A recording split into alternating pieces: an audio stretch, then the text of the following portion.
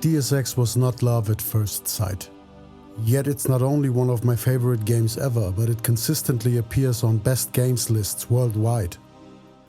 But why though? If I were to adopt a more contemporary perspective on video games, one that values honing one or two core gameplay elements to perfection, I'd probably give a 1,000-yard stare and let out a long sigh when talking about Deus Ex. When you break it down into its constituent parts, Deus Ex doesn't sound particularly exciting. At release in the 2000s, the graphics and art style were unique, even stylish, but not exceptional. The sound assets, plagued by artifacts, were repetitive at times, while the dialogues were lackluster and had some cringe moments. Noteworthy right from the start was the exceptional, very atmospheric soundtrack from Alexander Brandon, who already outdid himself with the music compositions for Unreal.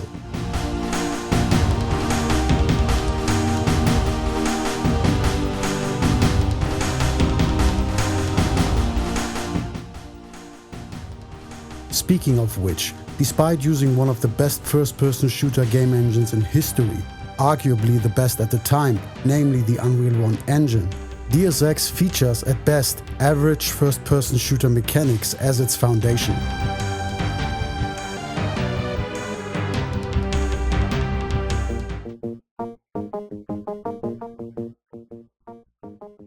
Coming from a tabletop RPG and D&D background, Warren Spector, the lead designer and head of Ironstorm Studios, combined these first-person core mechanics with stealth and role-playing elements, with the aim of trying to bring to life his dream project. Everything was wrapped in a cyberpunk-esque dystopian future setting with all the typical dystopian future tropes of the genre. On paper, the concept should have failed. It certainly would have had it followed the typical route of being a corporate elevator pitch to some management official in a high-rise boardroom. But luckily it didn't. In hindsight, it's almost prophetic because Deus Ex was all about forging its own path.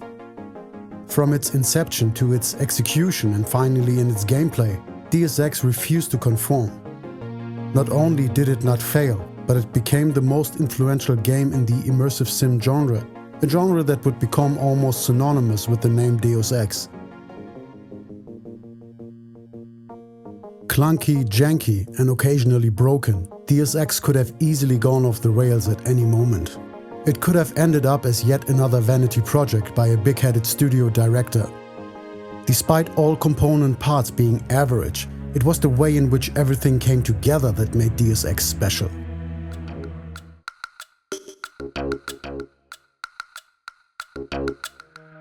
When it all finally clicked, the game somehow managed to transcend the mere logic of its code, to deliver on an, to this day, unique experience.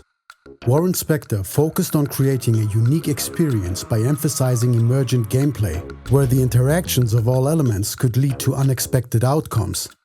Ironstorm Studios placed a significant emphasis on giving players the feeling of making meaningful choices throughout the history, with absolutely no hand-holding.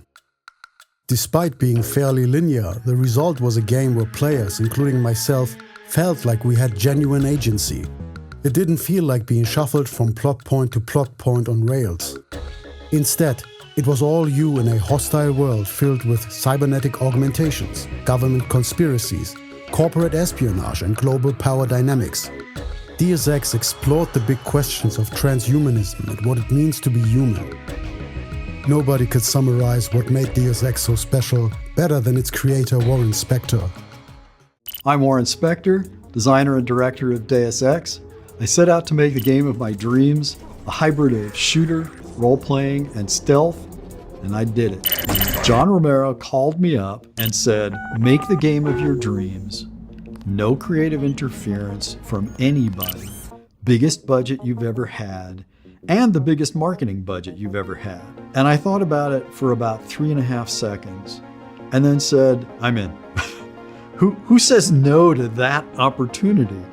So I signed on with Ironstorm. I guess the rest is Deus Ex history. I did consider the possibility, if they compared us to pure shooters, pure stealth games, and pure role-playing games, we would be in a world of trouble. But the whole point of the game was to test that and see if we could get past that assessment. And frankly, I was terrified. Our shooter mechanics and experience, 75% as good as Half-Life. Our stealth experience, 75% as good as Thief. Our role-playing experience, 75% as good as whatever BioWare was doing. And if we get judged on the basis of any individual genre, we're doomed, because we're just not going to be as good. But if players figure out that that combination lets them play however they want, if people get that, we're going to rule the world. The narrative is fundamentally completely linear, but it provides important context. It says what you're going to do, and it says why you're going to do it, but it doesn't say how. That belongs to the player. We built just enough of a simulation that players could go beyond those kind of pre-planned paths. They could really solve problems in their own way.